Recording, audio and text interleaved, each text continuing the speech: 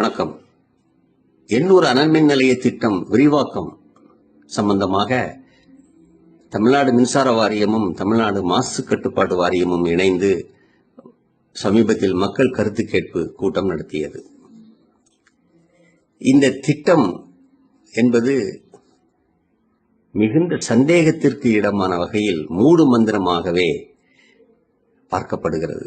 ஏனென்றால் இந்த திட்டத்திற்கான திட்டமிடல் ஆரம்பித்து 15 ஆண்டுகள் ஆகிறது.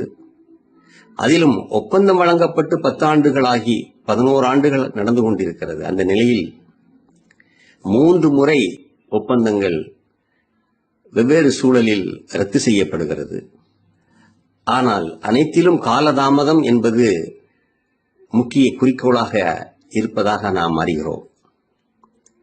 அனல்மின் நிலையத்திற்கு தேவையான சொந்தமான இடம் நிறைய இருக்கிறது.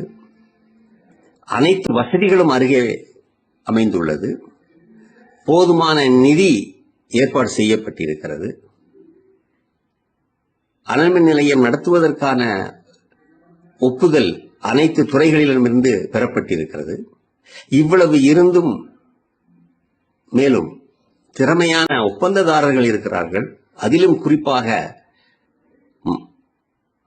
அரசு துறை பொதுத்துறை நிறுவனமாகிய BHEL இருக்கிறது. ஆனாலும் இந்த அனல்மின் நிலையம் இன்னும்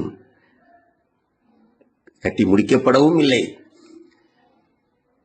மக்கள் பயன்பாட்டிற்கு வரவும் இல்லை. இன்னும் ஆரம்ப நிலையிலேயே இருக்கிறது. இதுவரை செலவழித்த பணம் இது கட்டி முடிக்கப்பட்டு மக்கள் பயன்பாட்டிற்கு வந்திருந்தால் மின்சாரம் உற்பத்தியாகி இருக்கும். அது இல்லை. அதனால் மொத்த இழப்பு எங்களுடைய கணிப்புப்படி சுமார் 33,000 கோடி ரூபாய்.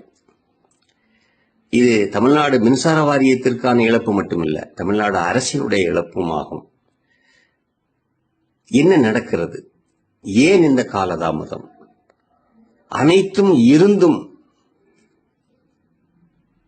வெற்றி பெறவில்லை. அவர்களுடைய நோக்கம்தான் என்ன? இது பற்றி நாம் விவாதிக்க நீங்கள் விரும்பினால் வருகிற 24ஆம் தேதி கூகுள் மீட் சந்திப்பில் நாம் விவாதிப்போம். நன்றி.